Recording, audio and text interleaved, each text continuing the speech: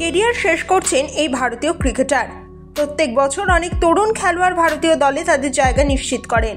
কিছু খেলোয়াড় men in ব্লুর হয়ে দীর্ঘদিন খেলেন, আবার কিছু খেলোয়াড় কয়েকটি টেস্ট ম্যাচ খেলেই টিম ইন্ডিয়াতে নিজেদের জায়গা ধরে রাখতে পারেন না।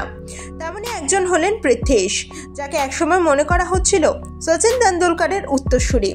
পৃথ্বীশ যখন প্রথম ভারতীয় দলে যোগ দিয়েছিলেন তখন বিশ্বাস করা হয়েছিল যে সচিন তেন্ডুলকর এবং সুনীল গাভাস্করের মতো তিনিও দীর্ঘদিন ভারতের হয়ে প্রতিনিধিত্ব করবেন, কিন্তু এখনো পর্যন্ত তিনি তা করে উঠতে পারেননি। ক্রিকেটে মনোনিবেশ করার পরিবর্তে খারাপ দিকেই চলে গিয়েছে তার মন। এমনটা শোনা গিয়েছে যে অতিরিক্ত পরিমাণে মিষ্টি খাওয়া শুরু করে দিয়েছিলেন, যার কারণে ফিটনেসে প্রভাব পড়তে শুরু করে। এছাড়াও সারা রাত পার্টিতে ব্যস্ত থাকতে শুরু করেন বলেও অভিযোগ উঠেছে, যার প্রভাব নাকি ব্যাটিংয়ে পড়তে শুরু করেছিল। ভারতের উদীয়মান ব্যাটসম্যান 2021 সালে ভারতের হয়ে শেষ ম্যাচ খেলেছিলেন। তারপর থেকে এখনো পর্যন্ত আর তাকে ভারতীয় দলে দেখা যায়নি। পৃথ্বীশ 2021 সালে মোট 4টি ম্যাচ খেলে ভারতের প্রতিনিধিত্ব করেছিলেন। 26.25 খারাপ গড়ে 105 রান করেছিলেন। খারাপ পারফরমেন্সের কারণে টিম ইন্ডিয়া থেকে পরে তাকে বহিষ্কারও করা হয়।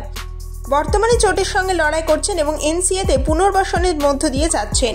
24 বছর বয়সী পৃথ্বীশ ভারতের হয়ে এখনো পর্যন্ত 5টি টেস্ট ম্যাচ খেলেছেন, যেখানে তিনি 42.37 গড়ে 339 রান করেছেন। এছাড়াও 6টি ওয়ানডেতে 31.5 গড়ে 189 রান করেছেন তিনি। টেস্টে 1টি আর ওয়ানডেতে 2টো হাফ সেঞ্চুরি করেছেন। Bureau report, Kolkata 24/7.in।